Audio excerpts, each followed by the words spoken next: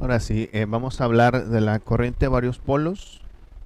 Sale, dice aquí que la corriente de varios polos, o sea, la corriente eléctrica alterna puede ser monofásica o trifásica. Las más utilizadas en instalaciones eléctricas, esto se refiere a la cantidad de medios por el cual se mueve la corriente. Si es monofásica, significa que requiere una sola fase de tensión, o sea, de voltaje, para generar el movimiento de la corriente. Mientras que trifásica significa que el transporte de la corriente se hace a través de tres fases diferentes.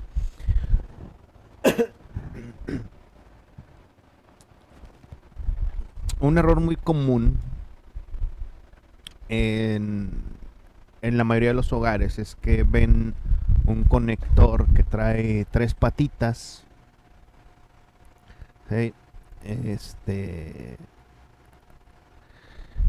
y mucha gente dice, es un conector, es corriente trifásica, ¿no? No es trifásica, no por venir tres patitas son tres fases, no. Regularmente cuando el conector, que debería ser lo más correcto posible, de tres patitas, la tercer patita, la redonda, generalmente es la tierra física, mientras que las otras dos patitas son uno la fase y la otra el neutro, ¿ok?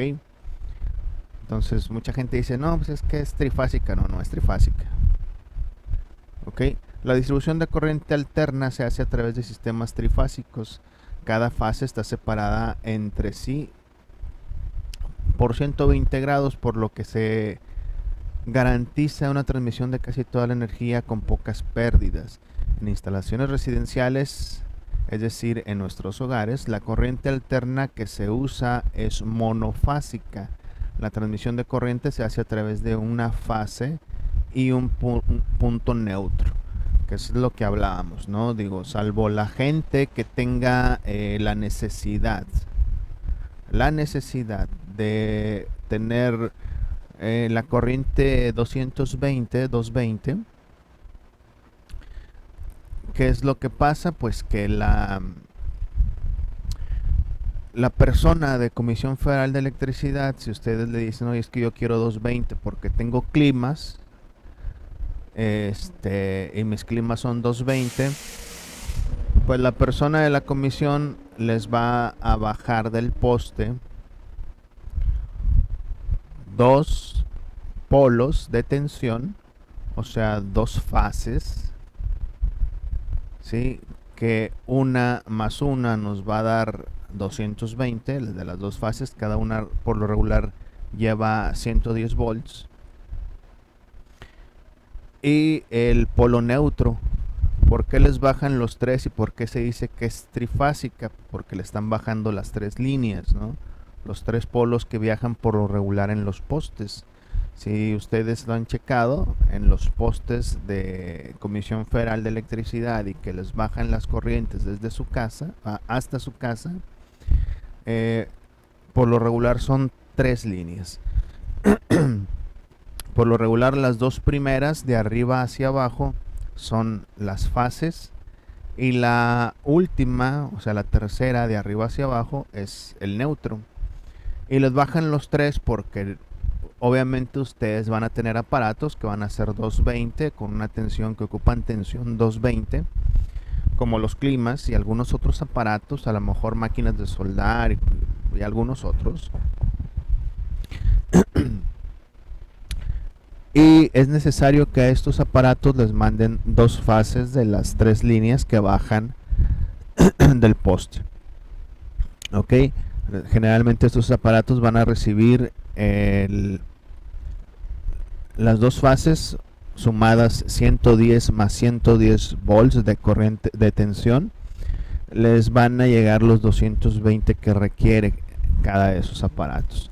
Ahora, ¿por qué les mandan las tres? Porque también seguramente van a tener aparatos que van a ocupar 110 volts de tensión. Y esos aparatos, si ustedes les ponen la tensión 220 volts, pues sencillamente les pueden tronar, porque no estarían diseñados para soportar esa tensión. ¿Ok? Entonces sí es necesario que les bajen las tres y que en su instalación eléctrica dentro del domicilio se mantengan los 220 volts para los aparatos que lo requieran y para el regular para el resto de la casa llegasen los 110 volts, porque por lo regular un refrigerador usa 110 volts, las estufas también ocupan corriente eléctrica para el chispazo de encendido, también ocupan 110 volts, los microondas, los hornitos, las televisiones, eh, el módem de internet, pues todos los aparatos por lo regular ocupan una tensión de 220 volts, perdón, de 110 volts. Son algunos aparatos muy contados los que le dan la oportunidad y que traen un switchercito que les permite cambiar la tensión de 110 a 220 volts, que lo pueden soportar obviamente. Entonces esa es la razón de por qué les bajan las tres líneas del poste, que serían dos fases y un neutro. Ok, de hecho la mayoría de los climas traen un conector también de tres patitas, y esos conectores por lo regular si son conectores trifásicos. Ok, ¿alguna duda hasta aquí, niños? No. No, profe. Todo está muy simple, ¿verdad? Bueno,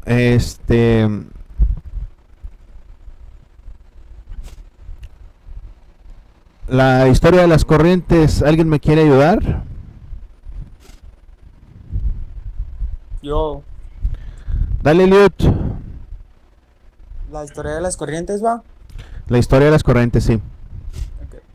La corriente continua fue descubierta alrededor de 1800, cuando se observó el movimiento de electrones en la pila voltaica de Alessandro Volta.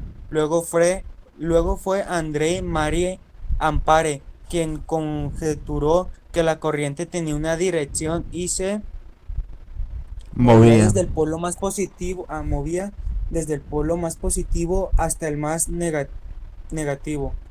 A finales del siglo XIX ya empezaban a trabajar centrales eléctricas, generando corriente continua en alta tensión, en el orden de los 3000 voltios.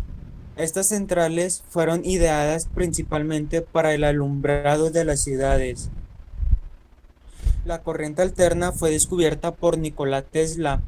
En un principio ya se había hecho estudios acerca de cómo la corriente cambiaba de dirección, viéndose influenciada por campos magnéticos, pero fue Tesla quien aplicó estas observaciones para construir el primer motor de inducción en corriente alterna, haciendo posible la conversión de energía eléctrica en energía mecánica útil. Muy bien, muchas gracias. Pues sí, de hecho, más adelante vamos a seguir hablando más de Tesla. Fue definitivamente el inventor de la corriente alterna y llegó a ser un foco, eso literal, un foco, eso de la corriente alterna y la corriente, eh, y la corriente directa.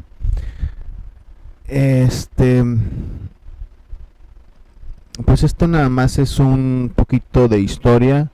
Así, bueno, pues no hay mucho que explicar en estos puntos, no, nomás hablamos de, bueno, y hasta eso traté de arrojarles la información lo más práctico posible, porque hay cosas que sí son muy trabadas y muy, a veces ni siquiera son muy importantes en realidad, ¿no? Pero sí, ay, Gustavo, asustas. No, ya son 17 ustedes, qué buena onda. Sí fue Tesla el que movió todo este pandero inicialmente, ¿no? De la corriente alterna.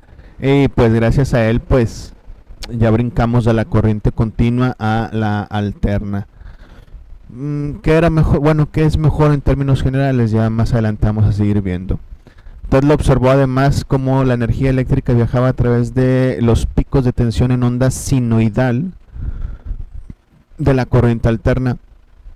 Así que determinó que si se cubrían las pausas entre picos con otra señal de la misma intensidad, era posible aprovechar toda la energía eléctrica generada. Este es el principio de la distribución eléctrica a través de sistemas de tráficos, trifásicos. Ok, vamos a hablar aquí un poquito más de Tesla, de la corriente continua y de la corriente directa. Perdón, la corriente continua y la corriente alterna. Ok, para esto vamos a ver la guerra de las corrientes, que también es prácticamente historia. Ok, ¿quién me ayuda? Yo, profe, Dale, Heriberto. dice, antes de que Tesla experimentara con corriente alterna, la única corriente utilizada era la corriente directa. Pero debido a las pérdidas generadas en los conductores, este tipo de corriente era inútil para la transmisión. Es así como entra la corriente alterna en juego. La corriente directa era promovida por Tomás Alva Edison, mientras que la corriente alterna por Nikola Tesla. En la década final del siglo XIX, ambos científicos se enfrentaron con diferentes pruebas para prestigiar el uso de uno u otro tipo de corriente. Este fenómeno se conoció como la Guerra de las Corrientes, donde a través de diferentes experimentos perdieron la vida algunos animales. Se intentaba instaurar la hegemonía de una de las dos corrientes como método de transmisión de energía eléctrica. Al final, la corriente alterna resultó triunfadora en el estándar para la distribución de energía eléctrica por las pocas pérdidas que existe en su generación y transmisión a muy altas tensiones. Sin embargo, hoy en día, pero en valores de tensión muy bajos, reglada más que todo al área de electrónica. Pues básicamente lo que dice y es cierto, ¿no? Nikola Tesla fue el que ganó, le ganó por encima a Tomás Alva Edison. Sí tuvieron un problemón y sí, Tomás Alva Edison sí hizo muchos experimentos, supuestamente, bueno, con la corriente alterna. Obviamente él es el de la corriente directa. Y estos experimentos eran nada más para desprestigiar las teorías de Nikola Tesla y la corriente alterna. Perdón, es que entran y salen y me distraen un poco. Entonces, hasta que ya se empezó a comercial y a delegar ya toda la corriente, el flujo de la corriente para todos los hogares a través de la corriente alterna, pues ya se volvió como que muy común. Ya Edison lo dejó por la paz. Y pues bueno, las dos corrientes las seguimos viendo. Obviamente a nosotros nos envían la corriente alterna a través de los postes, nosotros la recibimos en nuestros contactos eléctricos, pero sin embargo todos los aparatos a nivel electrónica, todos, por lo regular, tienen un regulador de corrientes, reguladores de voltaje, ya sea externos o internos. Por ejemplo, externos, las laptops, el modem de internet, A lo mejor hasta sus teléfonos celulares también traen sus eliminadores que lo que hacen es que agarran la corriente alterna, la convierten en corriente continua y se la envían a los aparatos. Ok, igual pasa con todos los demás aparatos, las televisiones. De hecho, ya les había platicado sobre esto. También en su interior, las televisiones, aparte de los otros dispositivos como son la tarjeta Tecon, la tarjeta Main, pues también traen una tarjeta de voltajes, en este caso la fuente de alimentación. Esta, además de distribuir el voltaje correcto a los demás componentes, agarra la corriente alterna, la convierte en corriente continua y la envía a los demás dispositivos, todos y cada uno de ellos. Y al final de cuentas se distribuyen en dado caso de que unos requieran un poquito más de voltaje, un poquito más de tensión, pues se suben estos valores a través de capacitores, se regula el flujo de la corriente a través de los diodos inclusive, y pues bueno, hay muchos componentes que participan en todo este manejo de energía. Al final de cuentas todo es manejo de energía, cómo va a viajar a través de todos los circuitos el voltaje correcto para cada uno de ellos, ¿no? Pues así es como pasamos entonces de corriente alterna a corriente continua. Y pues como les digo, ganaron los dos al final de cuentas, porque todos los aparatos que tenemos en casa, todos, por lo general todos, son poquitos los que no ocupan la corriente continua. ¿Ok? Y sin embargo, lo que hace Nikola Tesla lo que hizo fue que la distribución de las plantas generadoras hasta nuestros domicilios se manejara a través de la corriente continua. Y más que nada por lo que se dice, ¿no? De que el uso de la corriente alterna permitía trasladar altas cantidades de tensión. No sé si han visto anuncios por ahí en algunos lugares de peligro, alta tensión. O las torres, por ejemplo, que están en Rangel Frías o en Camino Real, pues transportan grandes cantidades de tensión, ¿no?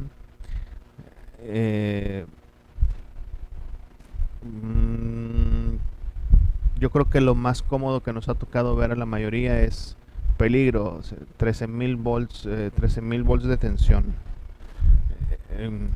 Y pues ya desde ahí empezamos con bastantito, ¿no? Y obviamente puede ser mucho más. Ah, qué estrés con tantos camiones que pasan por aquí. ¿Dónde vive usted, profe? Que pasan muchos. No les digo porque luego vienen y me apedrean la casa. No, vivo en la Avenida La Esperanza. ¿Y eso qué es la esperanza, eh?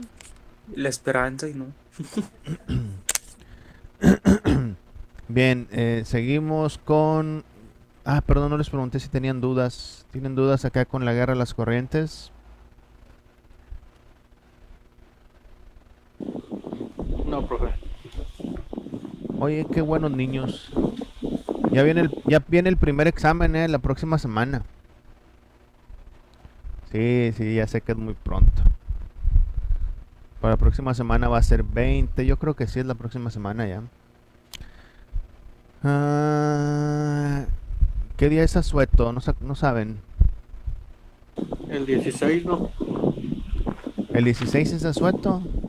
¿Quién me ayuda? Oh, Profe, Me perdí, no vi quién habló. ¿José?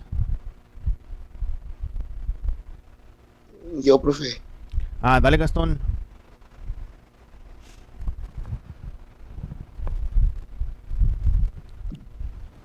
a continuación enumeremos la principal diferencia entre ambos tipos de corriente. En corriente alterna es posible manejar altos valores de tensión sin haber pérdidas de energía, pues la distribución se hace por fases, es decir, cada pico de energía en cada fase es aprovechado. La corriente continua implica un desgaste de los medios de conducción, pues al ser constante en el tiempo permite una Disipación. disipación de calor constante, incluso destruyendo el conductor. La generación de corriente alterna es a través de inducción electromagnética. Es más fácil obtener corriente alterna que corriente continua. Sí, definitivo. Lo que dice es muy cierto. Si por los postes por donde están pasando ahorita la corriente alterna hasta nuestros domicilios, intentaran pasar la corriente continua, para empezar, hay aparatos que manejan diferentes niveles de corriente continua. Entonces, pues, nos tendrían que mandar la corriente continua a un nivel muy alto, y eso ocasionaría que en algún momento estuviesen tronando los mismos cables de transmisión. Y tendríamos mucho problema en ese sentido. Estaríamos teniendo que renovar constantemente el cableado, hacer un gasto muy grande cada cierto tiempo. Y nosotros en nuestros domicilios tendríamos que tener eliminadores específicos que agarraran la tensión en corriente continua y nos la convirtieran específicamente para nuestros aparatos, que es lo mismo que hacemos ahorita, ¿no? Pero pues sí sería otro show, ¿no? Sería reestructurar todo nuestros equipos. Y también es cierto que la corriente continua es más fácil de generar. De hecho, ahorita traen un problema ahí con Comisión Federal de Electricidad, porque el pejidente está a la idea de que las empresas son las que se están beneficiando de la reforma energética, la última que implementó el gobierno de Peña Nieto, en el sentido de que, por dar un ejemplo, si una empresa, vamos a decir Walmart, dice, oye, pues yo voy a instalar una planta de energía eólica o una planta de energía solar en un punto, y con esto yo ya voy a pagar mi propio consumo, pues es relativo, ¿no? Porque para empezar, si es eólica, cuando no haga aire no va a generar. Si es solar, cuando no haga sol, cuando sea de noche o esté nublado, no va a generar. Y sin embargo, las empresas esas están consumiendo energía eléctrica todos los días, las 24 horas. Entonces, ¿qué es lo que pasa? Que la mayoría de las empresas pusieron, entre comillas, sus propias plantas, y estas empresas como FEMSA, que en este caso son los que tienen a Oxxos y otras empresitas, lo hagan de esa manera y ellos estén pagando muy por debajo la luz de como la pagamos en nuestros hogares. No sé si sabían, pero Oxxo paga 600 pesos de luz, siendo que tienen climas prendidos las 24 horas, cuartos fríos encendidos las 24 horas, luces encendidas las 24 horas, y pagan 600 pesos de luz. Ustedes, si ponen un clima en su casa, pues ya les va a llegar un recibo de 1,500 a 2,500 pesos, dependiendo del consumo que tengan en el resto de la casa. Si se fijan, es un poquito muy discrepante de lo que toman las empresas. Y el detalle es que la reforma energética esa decía que pues bueno, no decía, hacía gala de que aquel que pusiera sus propios medios para obtener energía eléctrica, pues iba a tener esos beneficios. De hecho, proliferaron en muchos negocios, tortillerías, carnicerías, depósitos, los paneles solares, cosa que yo no he instalado todavía. Me falta hacer eso, ¿no? Pero bueno, algún día. ¿Qué les decía? Pues sí, ha proliferado, ya mucha gente tiene esas ondas y pagan muchísimo menos de luz. Depósitos que pagaban 300,000 pesos, ahora pagan 20,000, o empresas que pagaban 30,000 pagan ahora 3,000, o sea, sí baja drásticamente un 90% el consumo, pero se debe a ese plan, ¿no? De que si tú ya pones tu propia planta de energía eléctrica, tu creadora de energía, pues vas a tener acceso a un pago diferente de comisión. Obviamente, pues esto no es completamente bueno o cierto para todos, ¿no? Pero bueno, a lo que íbamos es a que la corriente alterna es tan fácil. Bueno, y es que ese es otro problema, ¿no? Que muchos políticos andan con la onda de que no, que las energías renovables y que las energías limpias y que no sé qué. Y se oponen rotundamente a que el gobierno reactive todas las plantas hidroeléctricas en todo el país, las que están, y que al final de cuentas son la energía más limpia, más pura que puede haber, ¿no? Porque no hay contaminación en ningún sentido. El agua fluye, mueve ciertos dispositivos y se genera la corriente alterna. Es así de fácil. Entonces, ya nada más la almacenan y la transmiten. Eso es lo único que tiene que hacer comisión. Y de hecho, por eso hemos tenido menos problemas con la corriente. No sé si acaso hay desperfectos, es por agua o por viento, que se nos vaya la luz. Pero sí, en términos generales, o a lo que iba todo este rollo que les eché, es en el sentido de que es más fácil generar la corriente alterna que la corriente continua. Ok, ¿qué tipo de corriente usas? ¿Quién la quiere? Yo, A ver, dale. estamos expuestos a dos tipos de corriente. La tensión que existe en la instalación eléctrica de nuestros hogares es alterna. Por lo tanto, los aparatos deben trabajar con este tipo de corriente.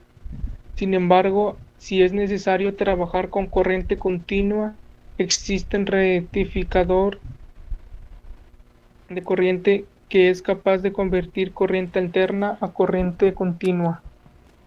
Realmente esto es lo que hace es tomar los picos de la corriente e ir sumándolos en el tiempo. También existen en el transformador eléctrico, pues muchos equipos electrónicos lo requieren. Quizá la instalación de tu casa sea de 240 voltios, pero algún equipo trabaja tan solo con 5 voltios. Aquí entran los transformadores que cambian los valores de energía a través de la Inducción inducción electromagnética. electromagnética. Así no solo reduce la tensión de trabajo, sino que además en el tiempo de corriente. Así es, pues es lo que les decía, que todos los aparatos, por lo regular, todos los aparatos manejan tensiones diferentes y al final de cuentas la corriente continua, perdón, la corriente alterna se convierte en corriente continua. Y pues sí, es lo que les decía, inclusive sus aparatos celulares se conectan a la tensión de corriente alterna, tanto 110 o 220, y estos cuadritos se encargan de entregarle a su teléfono celular alrededor de 5 voltios, pero en corriente continua. Ok, yo creo que con esto queda claro el punto de la tensión. Ok,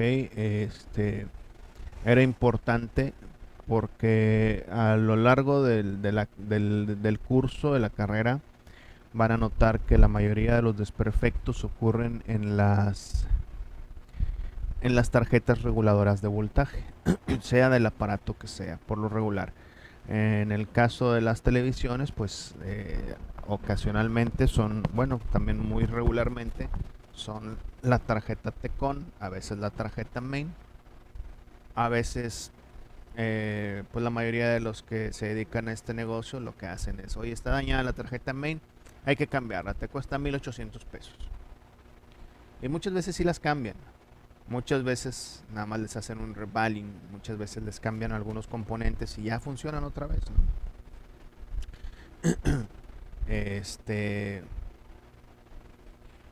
Y pues ellos ganan un pico más, ¿no? Oye, te cambié la tarjeta, mira, era esta, te enseñan otra que no es nada que ver, pero ellos pues ganan esos 1,800 pesos cuando las piezas les pudieron haber costado 100 pesos máximo, ¿no? Entonces tienen una utilidad bruta, pues bruta, o bárbara, como le quieran decir. Entonces sí, la mayoría de los desperfectos ocurren ahí, en las fuentes eliminadoras de voltaje, o en esas otras tarjetas. En el caso de los microondas, pues a veces son el magnetrón, que es algo muy común en los microondas, que a veces se daña el magnetrón, a veces son diodos, a veces son capacitores. En las lavadoras de hoy en día, pues todas traen por lo regular una tarjeta principal, la tarjeta main, y a veces esta es la que se daña, a veces se daña un capacitor que traen. Depende del aparato, ¿no? Todos tienen muchas posibilidades, pero hay cosas también recurrentes que son las que hay que enfocarse por lo general. Ok, ya lo que sigue lo dejamos para el miércoles para seguir teniendo tema. Ya vamos a hablar un poquito de capacitancia, de la corriente, del voltaje, y vamos a ver unos ejercicios también, porque sí necesitamos ver ejercicios y obviamente ejercicios que tenemos que ver aquí para que ustedes los puedan replicar en su libreta y lo puedan hacer como tarea. Todo esto es necesario, ¿ok? No es cosa de que yo los quiera tener ahí preocupados, no, nada que ver.